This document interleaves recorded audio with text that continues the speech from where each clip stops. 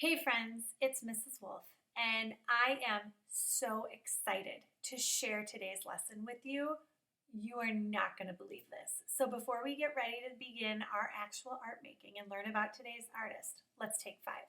Blow all your air out, big belly in, out.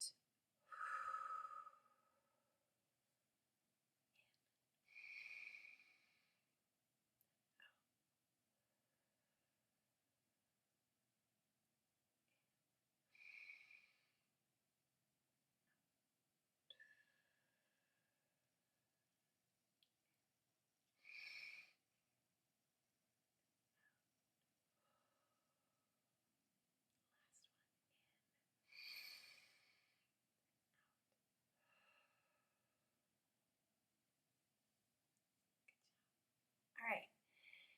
So I know we're all distance learning and it's just not the same as being in the classroom. I know that. And I miss you and I hope that you're enjoying your art sketchbook still and playing around in there. But I also want to be including lessons that you can do in addition to the stuff that's in your sketchbook.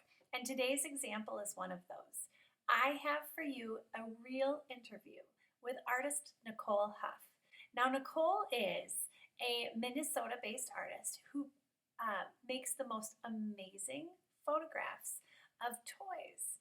So she not only is known for her art, but she also is a very special part of our school community.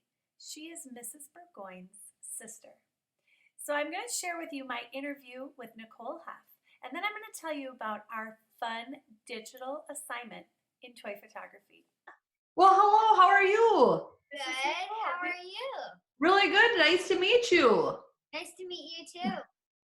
Thank you so much for doing this. I'm totally honored. I'm very excited. Oh, good. Well, I've seen your work for quite a while. Melanie has shown it to us, and so to be able to share with our students, they're going to love that. All right. So, would you tell us a little bit about yourself, about kind of where you grew up, and then how, like, any art training that you have, share with our students?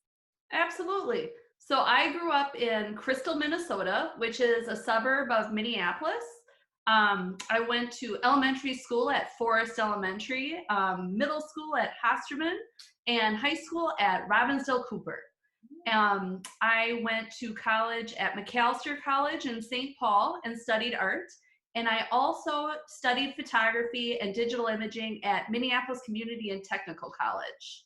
So grew up around here and stayed. And so I do have some art training, but you do not have to have art training after school to be an artist. So.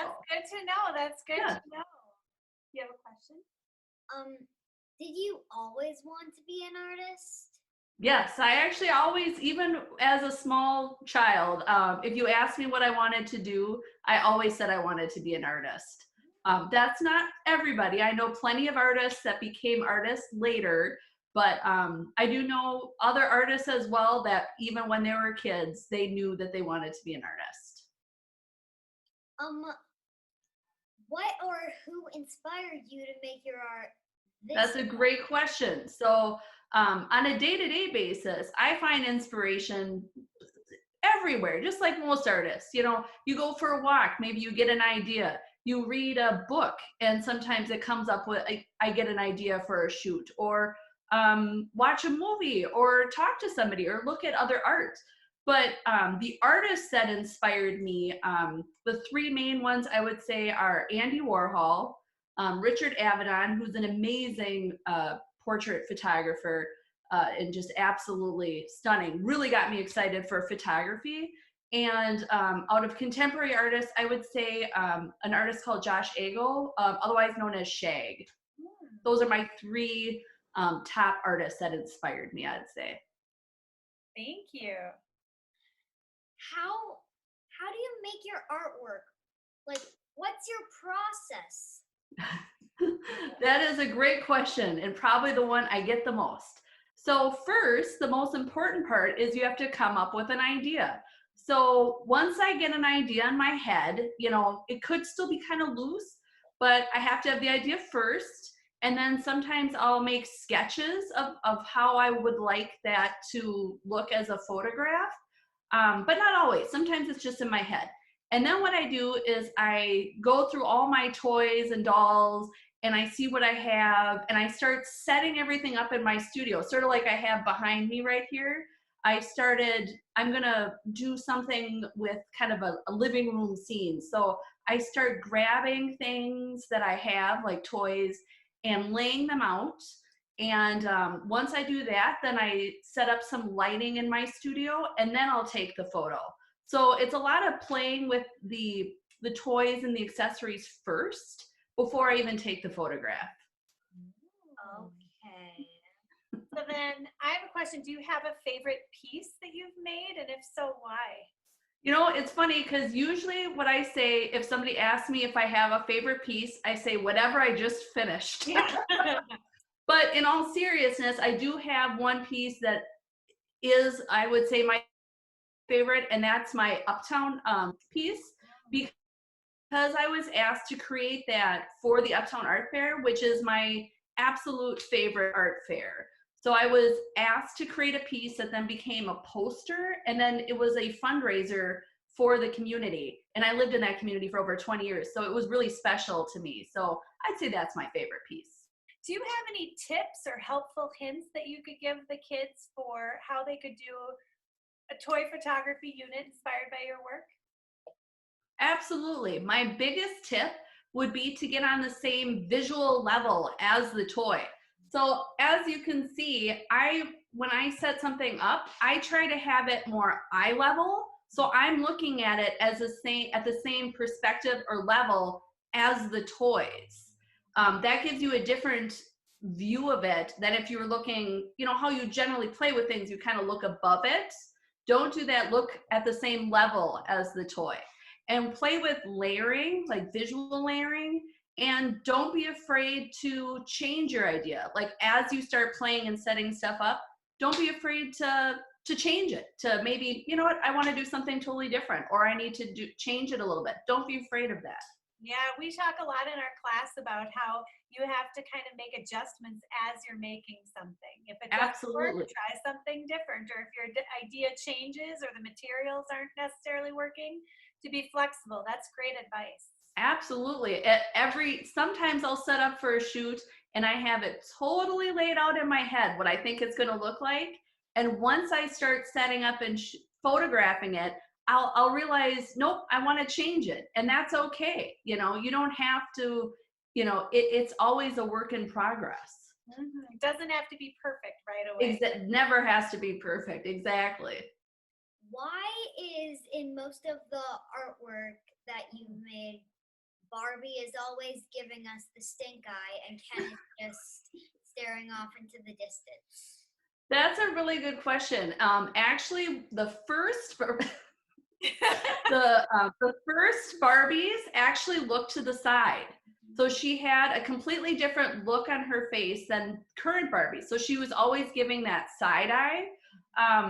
And I think that era of doll with like that expression is very expressive and can be interpreted a lot of ways. So those are my favorite dolls to use, really, because she has that expression on her face, which can be, I think, is very empowering. I think it can be really funny. Those are the dolls I like to play with the most. But yeah, until about the late 60s, she looked to the side. She didn't look forward. And I had never noticed that, seeing the older dolls. I had never noticed that in comparison to Ken looking straight on. Yep. Until I was looking at your work, and sure enough, she's got that side eye going in every pose. Oh yeah. And then poor Ken is just looking straight ahead. Very vacant. Yes, poor Ken. Do you want to ask the last question? What advice do you have for kids that want to include art in their careers when they're older? That's a great question. And I think the best advice is you should always just continue to be creative and you should always continue to learn, because I've been doing photography for a long time now and I learn something new all the time. And I'm always open to new avenues to be creative. And honestly, one of my favorite bits of advice one of my instructors gave me when I was at Minneapolis Community and Technical College was you should always photograph what you love. It seems very simple, but I take his advice every day. I love toys. I photograph toys, and it's my job. So something as simple as that. Do what you love, and don't get discouraged. We need art in our lives. Everybody needs art in their lives, and I don't know, just keep on making art. And in one of your pictures where one of the Barbies was carrying a cookie tray away from her friends to get Yeah. cookies, she really looked like she was plotting to poison them or something. that one I was Barbie, I was utilizing that look to make her look if you look at the whole picture, that one she definitely was a little angry at her friend. Yeah. It's really about the positioning of the doll, because if you take the doll, she's looking to the side, and kind of how you alter like how her head angle is, you can make her look more angry. You can make her just look more inquisitive, or not have any of that kind of emotion at all. Because the same, like for my Uptown piece, I don't think she looks mad or irritated or anything, but she still has that same side eye. So it's kind of about how you position the doll itself. And that's one of the things about, if you get on the same level as your toys, you can see by just changing them a little bit, you can change the whole feel or message of your piece of art. Oh, that's great advice. Great advice. I have one more question for you. Absolutely. I saw in your storyboard for the Uptown one that you used a photograph behind it, but I can see behind you like you have props and stuff. Do you always do like a photographic background, or do you build sets? Like how do you do? I do both. I do both. So for the Uptown one and any of those ones that are kind of landmark based in Minneapolis, I go and take the photo of the background first and then print it and then hang it like a backdrop in my studio, because I'm trying to get the scale to look like they're people size. Yeah. So, like for the Uptown one, if I just brought the dolls out on Hennepin Avenue and set them at the theater, they would look like dolls instead of like people size. So what I do is I photograph the background first, picked out the time of day with the proper lighting, photographed the background, printed it, hung it like a backdrop. Then I could control the dolls and then create the lighting around it to mimic what it was outside, to give that illusion that they're people size. But otherwise, I do plenty of ones that are built backgrounds. So like the one behind me is just components of a diorama. I just finished a tiki one in which I built a bar scene using sushi paper, like a rolling paper, and then set up the furniture and everything, and then using layering, so you have your foreground, midground, background, and then when you take the picture, it all gives that illusion of being in the space itself. Yeah. So I do both, because like the Uptown one or the Grain Belt sign one, it just wasn't logistically possible to photograph them there on scene and have it still look like they're people size. Yeah, that's so fascinating. So you build using different materials, like the little tiny, like the tiki bar theme. You built the whole thing. That's wild. It's super fun, and you can find. That's a cool thing with toys, is that adults like toys too. So I find people that build like I needed like for this one, I didn't, I found a lady that built the couch, so there's people out there too that can build components that I can't put together. And some people, that's all they do is build like Barbie size accessories. Like that's their job. It's really, really fascinating. And as I've been working on this project and doing this as a job, I found and connected with so many more people that use this medium in different ways, you know, like building Barbie furniture or things like, or build or sewing clothes. Like I can't sew. So I'm always looking for somebody who can actually create outfits in Barbie size, you know? It's super, it's fun. That's so cool. Very interesting. And if people would like to be able to see your work, where should they check you out? Well, I have, you know, I have a website where I have everything on the website. And I also have social media pages if people are on social media. I don't always assume that. Right now, of course, it's sort of up in the air which art fairs are going to happen. We might have the Uptown Art Fair, we might not. So, but in the summer, usually I have a whole bunch of art fairs around town for people to, because then they get to see the artwork in Yeah. person. Yeah.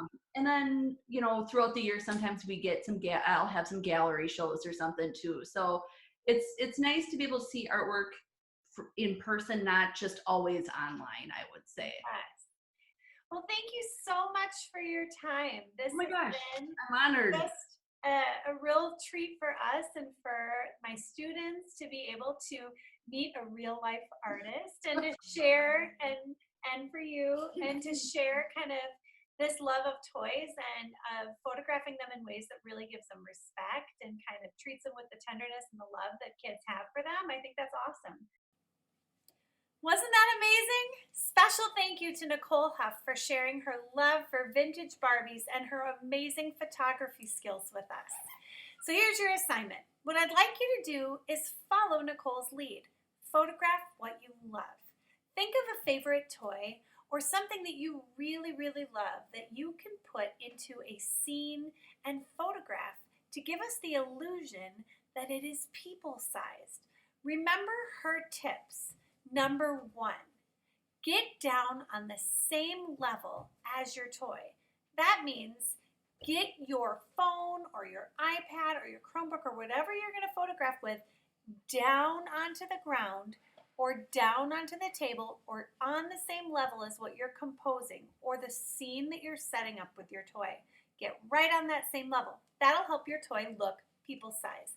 The second thing that she said is to work with layering. That means putting things close up, middle, and far away. Remember those art words, foreground, middle ground, and background. If you add those things in, it'll give your scene depth, which will help us feel like we're actually a part of the action. And finally, don't be afraid to change your mind and change your idea once you get going. If what you thought would be wonderful doesn't work, then be flexible and creative and try something else. Don't forget, take a picture, share it on Seesaw, in Google Classroom, or on Artsonia under our Nicole Houff artwork. I can't wait to see what you do. Have fun!